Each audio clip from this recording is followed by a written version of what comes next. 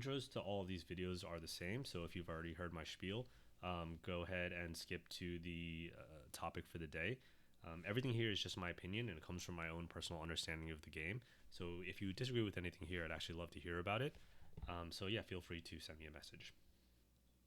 I wanted to create a series of videos helping newer warriors or just newer players to the game understand different ways that they could add value to their team. I consider a newer warrior to be someone who is just starting to play in competitive games, but whose tech isn't super refined yet. So maybe they missed a couple of J's, maybe they can't stick yet, or they're just not confident sticking in general, and just overall their flying is not super clean. So if your flying isn't super clean, what that'll translate to is that when engaging in one-on-one battles or just military battles in general, you're probably not going to be super successful. And because of that, that generally means that in order to be effective for your team, you have to find other ways to add value. That isn't to say that these aren't things that you will do as you become a better warrior. I think each of these things is important to do, but in general, these are things that you should probably focus on while you're still newer to being a warrior. The last thing I'll say before diving into today's topic is I'll be talking in a lot of absolutes. I'll be saying things like you should do this, you shouldn't do this, etc. But there are, like any other competitive video game or sport, there's exceptions to every rule. Really, the aim is to understand the fundamentals and core concepts, and then making conscious decisions on when you want to deviate away from them. Today's topic is about how to add value by controlling objective with the focus on ledging.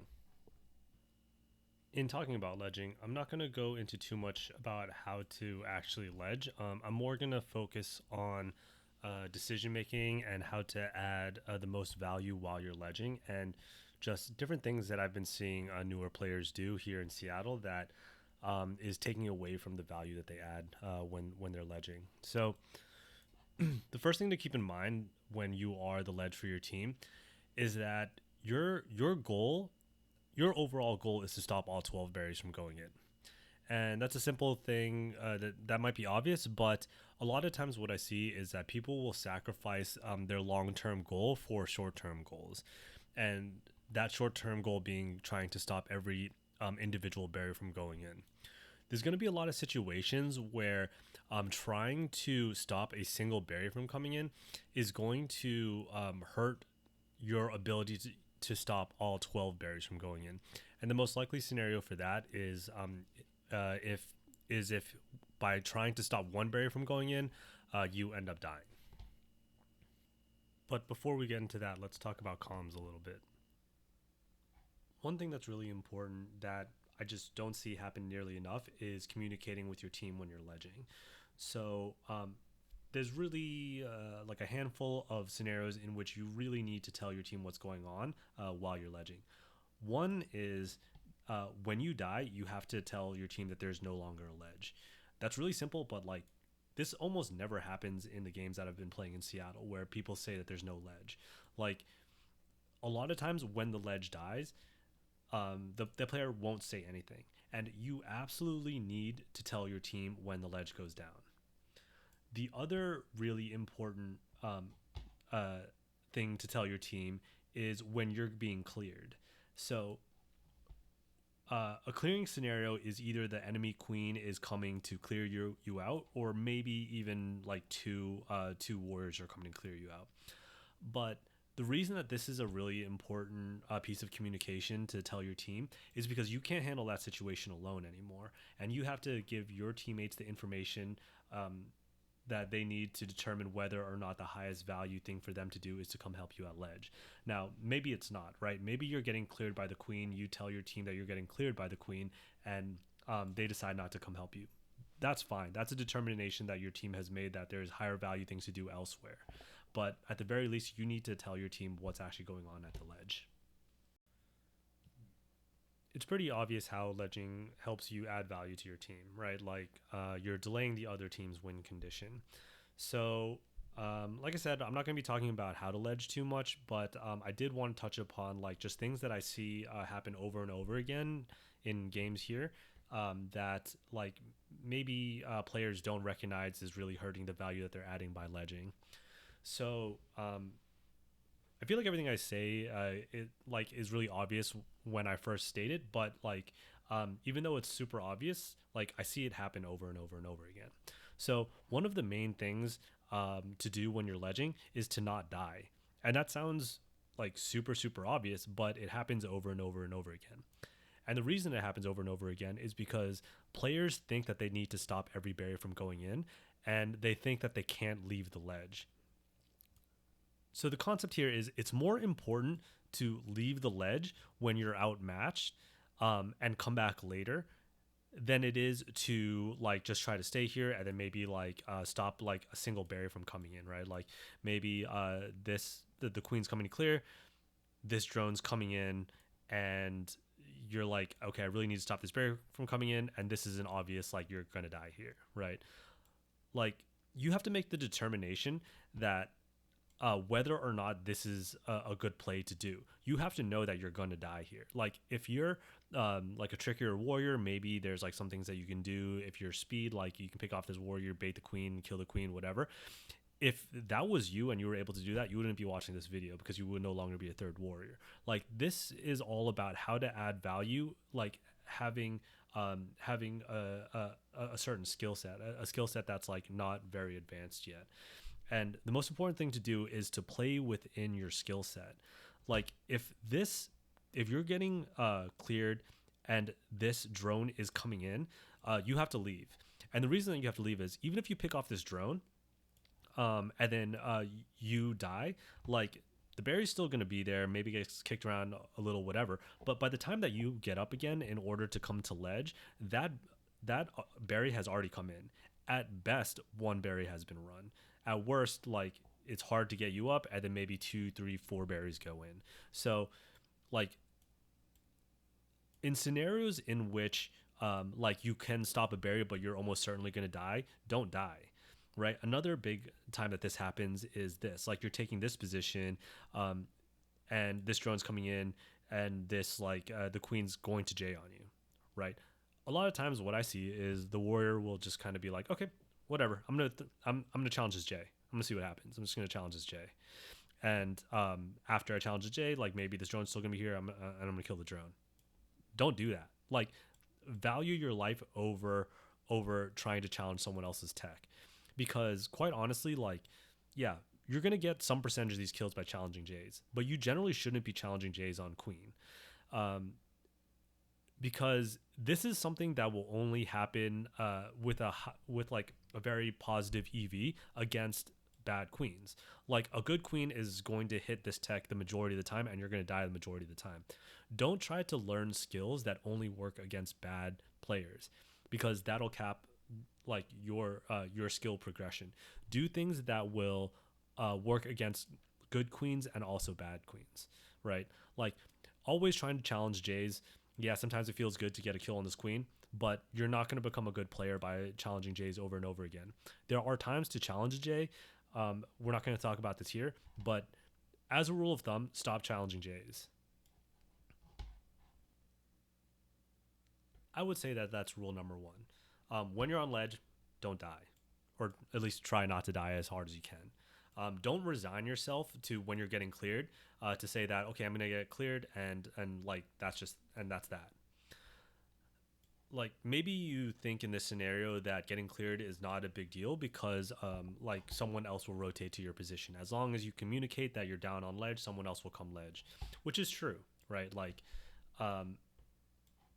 if you get cleared, right, you die, and a rotation happens where somebody else comes to ledge for you while you're getting up. Maybe you stop berries from coming in at that point, but you're negatively affecting the value of the map for your team. And the reason for that is this warrior coming to ledge for you is causing a rotation that stops your team from pushing their objective, right? Too much of the time, I see people defaulting in this game, especially on night, to defense. If all you're ever doing is trying to stop their objective from moving, then you're not advancing your own objective. And this all started because you decided to die on ledge, right? Like if you had stayed alive on ledge and your team is pushing snail,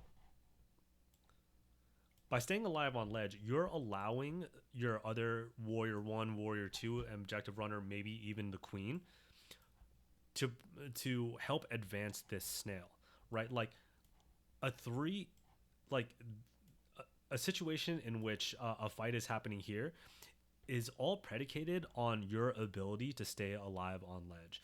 The moment you die and one of these warriors has to come ledge for you, and then maybe now the queen can no longer battle here because they have to focus on getting you up, maybe here or something like that, whatever. This is now a losing battle for this warrior, right? This warrior can no longer advance a snail because they're outmatched militarily. So dying on ledge doesn't mean that someone else is just going to rotate in your position. What dying on ledge means is you're causing a rotation that hurts your team elsewhere. So again, really just stay alive here. Now you may be thinking, like, if their team is really coordinated and I'm getting cleared every single time a berry comes in, like how am I supposed to add any sort of value if I'm getting cleared every time this drone comes in? And the solution to that, I would say, being a third warrior, maybe not having your tech like up to snuff to be able to challenge the other team's military, is to increase your awareness to a degree in which you know where to pick off this drone before it gets into a position that compromises your position, right? So a lot of times, what I'll see warriors do when they're ledging is they just stay in one position. They'll probably just stay right here, right? And they think it's like easy to stay right here because then they don't have to look at where everybody else is on the map. All they have to concentrate on is when this drone, finally moves over to this position. Now I try to get that kill, right? But this puts you in a bad position because then you can get cleared easily.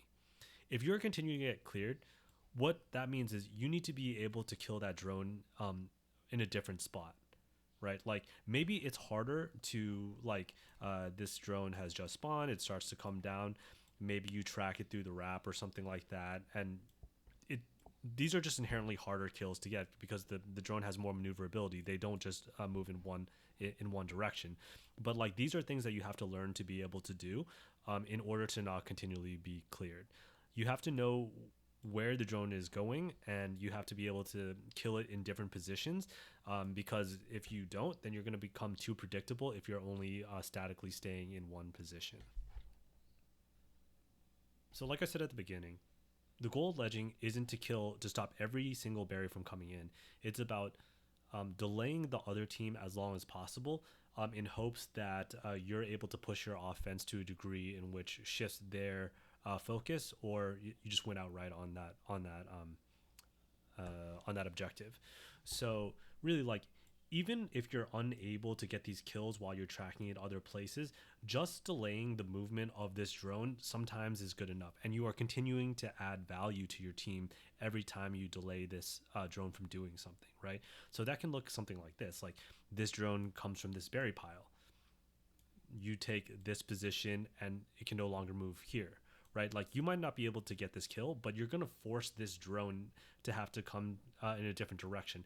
And this, like, it may not seem like a lot, but like you're increasing the amount of time that it takes for them to get all the berries in by 1 second, 2 seconds, whatever. They now come down here, you move up through the vertical wrap, take this position, now they're over here. Now they have to think again, like they're gonna have to move back, they're gonna have to come over here, maybe they go through the route, they come this side. You continually moving prevents you from dying to clears, but it also is just inherently delaying what the drone wants to do. Like, just because you can't get a kill doesn't mean you're not adding value. Just stopping the movement of drones, and this also goes with warriors and queens or whatever, just stopping their drones from going where they want to be makes them less efficient, which inherently means that you're adding more value to your team. Another thing to keep in mind is that as this scenario becomes more complex, that doesn't necessarily change your decision making or your view of the situation. So remember that your overall goal is to stop all 12 berries from going in. But a lot of times, um, it won't be a scenario anymore where there's like one drone trying to run a berry and then one person trying to clear. A lot of times these situations become more complex, and I think it's worthwhile talking about that a little bit. So a common situation is, you can't really track a single drone anymore if there's two drones trying to run berries simultaneously.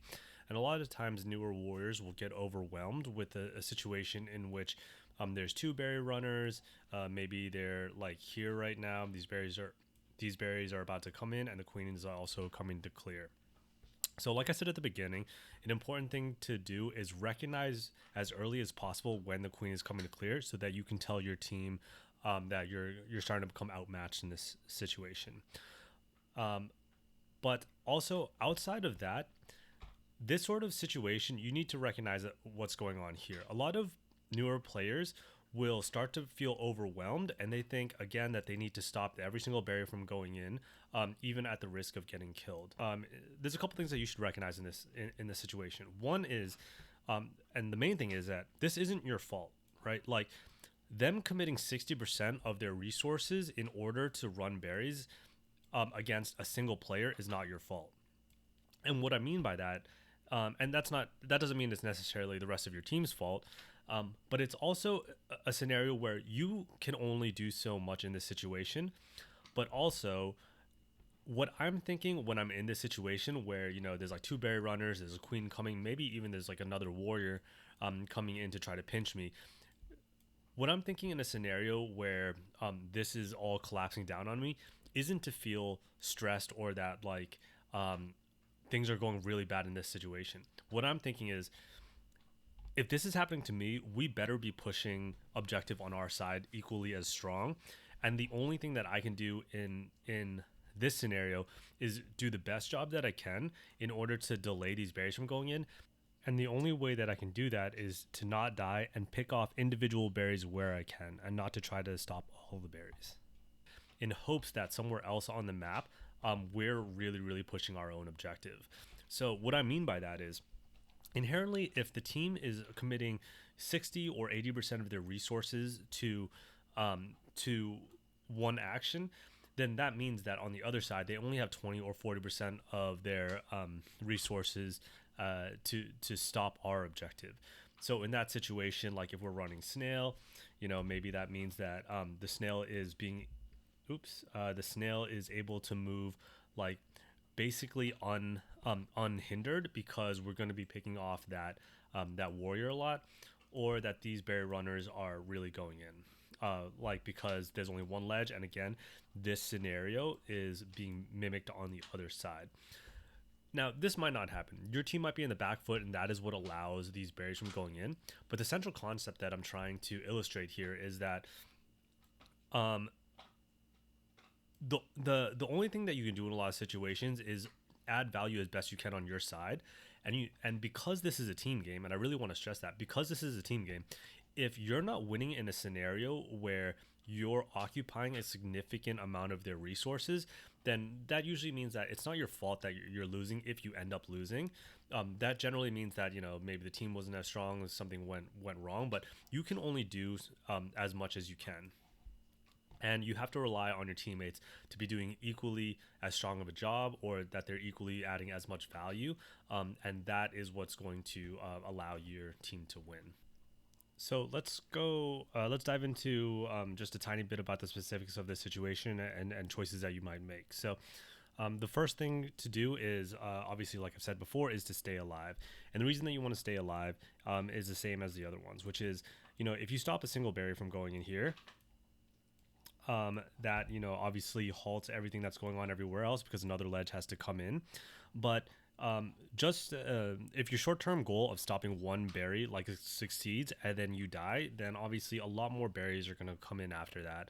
So you have to think about like, what is the net positive thing that's going to happen in the long term versus what you can stop in the short term. So say, like, even it's a situation where you're not in a strong position to challenge these drones yet. Like, instead of coming in here where you're going to get picked off. These two berries are going to go in, and then even more berries are going to go in. You still have to keep that same concept in mind, where it's like, you know that this you're outmatched by this queen. You think, okay, maybe I can get in, but consider that this queen is good, because again, we want to develop skill sets that work against good players and not just bad players. So if you're vanilla and this queen is here, then just accept that this is like a 5% chance that you're going to get in here, and don't even try it. Accept that these berries are going to go in, and move your mindset to what is the next thing that I need to do in order to delay these berries from coming in. And a lot of the times that's going to be going to a different area in which the queen is no longer covering, in order for you to pick berries off the next time. Except that these berries have already gone in. Like, there's nothing you can do about these. Think about what the next set of berries is going to be. Another likely situation is maybe you're here, and these berry runners are split. Don't go for the hard berry runner, right? Don't go for the berry runner that is being guarded by this queen. Maybe in this situation you think, okay, this berry runner is closer. I think I can maybe get both of them. Don't think that way, because I don't think you can. Like, you should be thinking, what is the safest value add that I can take, which is going to be this berry runner, and leave the other berry runners that are more risky and that you have a low probability of stopping. I hope that your main takeaway from this video is, while you're ledging, try to stay as alive as hard as possible. In every other situation, you should be trying to stay alive too, but especially on ledging, it's especially important. The only way that you can add value as a warrior is if you're up as a warrior. And not only when you die is it causing a rotation, but it's also causing your team to have to commit resources to you specifically to try to get you back up. And if that's not the case, and you're able to get up uncontested, then you're probably not playing a very good team. And like I said before, you should be trying to gain skills and gain concepts that work against good teams.